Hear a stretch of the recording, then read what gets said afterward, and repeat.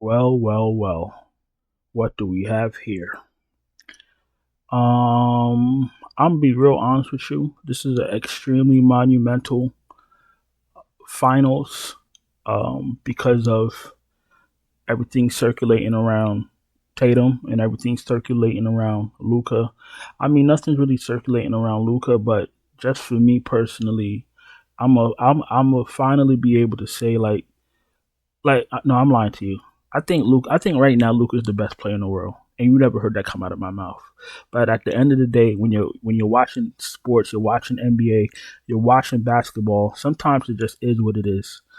I was a little bit reluctant to claim Luka as the best player in the world, even though he's been top five for a while, a long time. He's been top five for years, top five, top six, whatever you want to call it. But all his teams have been. He hasn't had the greatest teams.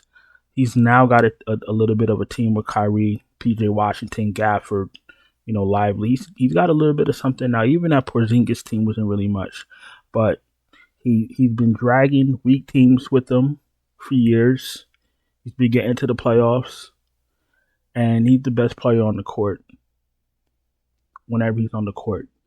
And that means that he's the best player. He's literally just the best player. He finds a way to win. He puts up gaudy numbers. Of course, that doesn't make you the best, but you do that in winning, and you make players around you better. That's something young LeBron used to do. Not even just young LeBron, but what LeBron did most of his career was make other players better. That was a big part of his package. Luka makes everybody around him better. Look at Gafford in Washington. Look at Gafford now. Look at PJ Washington in Charlotte. Look at PJ Washington now. Look at Lively. You know what I'm saying? So, you know, Jokic was the king for a short while. He got knocked off the pedestal. The person that knocked him off the pedestal is too young to be in that position. And Luka's here now. He's arrived. Tatum, Mr. Tatum. I'm never gonna speak about Tatum and not say that he's not gifted and he's not super talented, but he's just too nice. Since we've had no basketball, and I really tried to stop watching these basketball shows. I really only watch JJ Redick and maybe bits and pieces of Gilbert Arenas because sometimes he jumps out the window. But ESPN and all that other stuff, they're banned in my house because they're too foolish. But I've been just watching Tatum and trying to figure out what it is, and he's just too nice. And we're seeing him continue to be nice, and we see Jaylen Brown taking on a role where he doesn't care what anybody thinks about him. He's just going to do him, and he's actually getting a little bit better. I don't know if it's a mental thing, whatever, but Tatum needs to not be nice. If Tatum stops being nice, and he decides that he want to take somebody's soul, then we'll have another conversation. Until then, Luke is king. All right. As far as DraftKings goes, we got Luka up top. Mostly every Luka showdown requires you to have Luka in the captain spot, unless he had the subpar game. Because you have a showdown where you have Tatum, Brown, Kyrie, Porzingis, Derek White. I don't believe every slate you're gonna necessarily need him at showdown at captain. I believe that some nights you're gonna actually be able to fade him because everybody else is gonna fulfill their salaries. The problem is you never know when it's gonna be that night. That's the problem. You're gonna have to make multiple lineups if you want to cover all your bases. One with Luka, one without Luka. Luka, Tatum, Jaylen Brown, Kyrie Irving, Porzingis, depending on if he's on a minutes limit, Derek White, Drew Holiday, all captains. They could all be captains. We know that with different series, Holiday and White specifically take on different roles. Some more laid back, some more aggressive. We're not going to know that. We're not going to know that until game one starts. Maybe game two once they start making adjustments. I try to have at least White or Holiday in all of my lineups, just to cover that end. But I'll probably make 2-3 lineups and try to mix and match because this is a series where you can't say how it's going to go.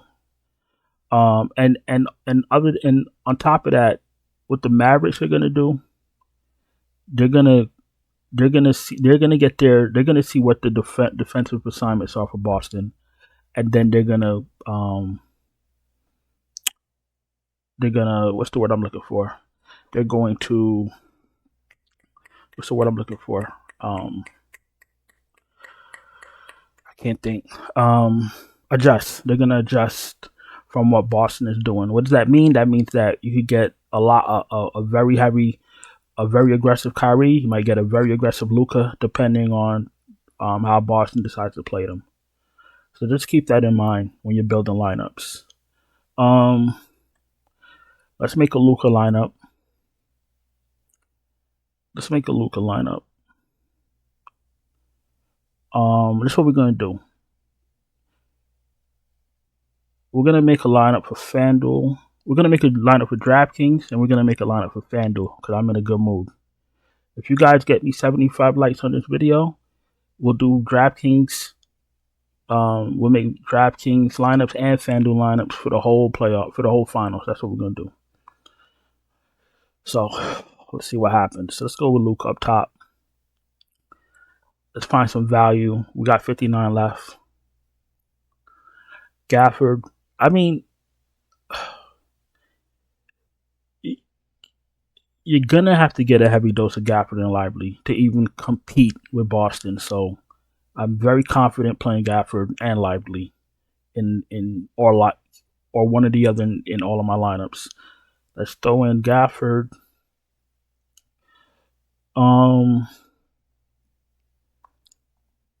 Let's put in Jaylen Brown.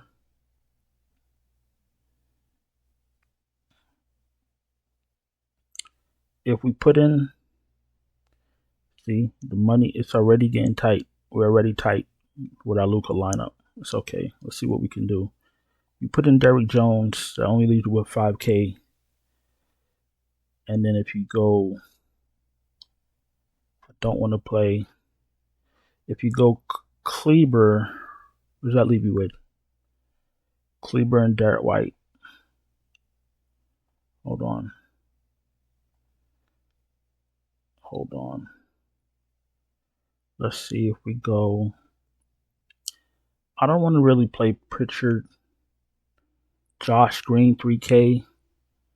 That leaves you with Drew Holiday. So that's a Luka lineup for you. You get Luka.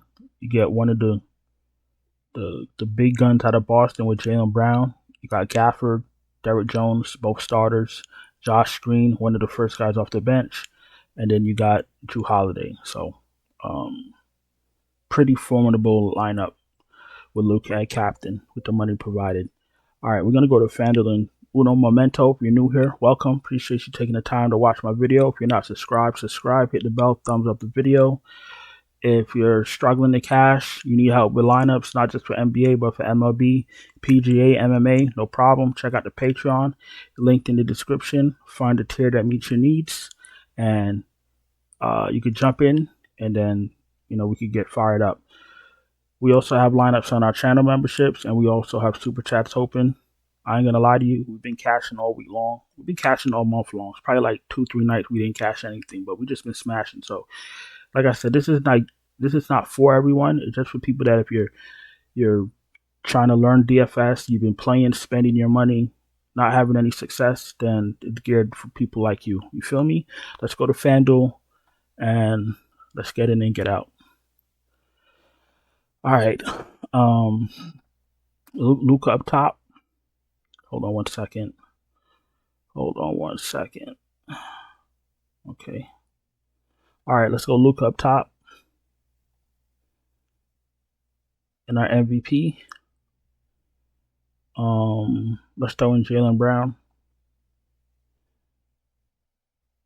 We got 9K left, 9.6K, almost 10K left.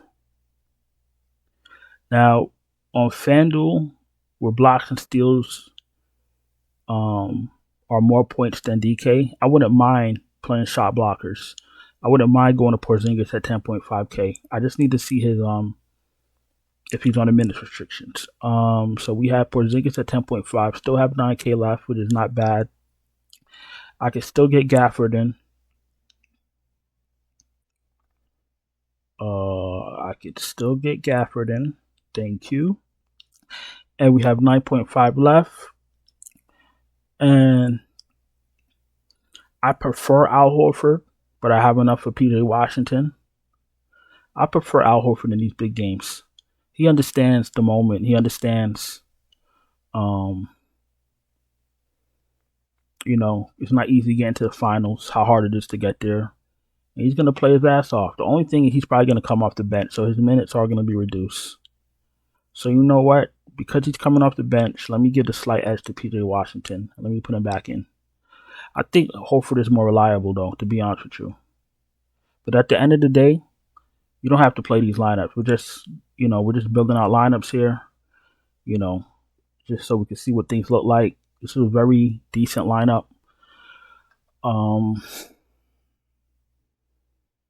Yeah, I give PJ Washington the slight edge because Horford's going to come off the bench. But listen, I'm not going to keep y'all. I appreciate you guys watching. Don't forget to subscribe, hit the bell, thumbs up the video. Check out the Patreon link in the description if you need help with lineups. Check out the channel memberships. Super chats are open. And I think that's about it. I won't keep you guys any longer. I appreciate you guys. Talk to you later. Ciao.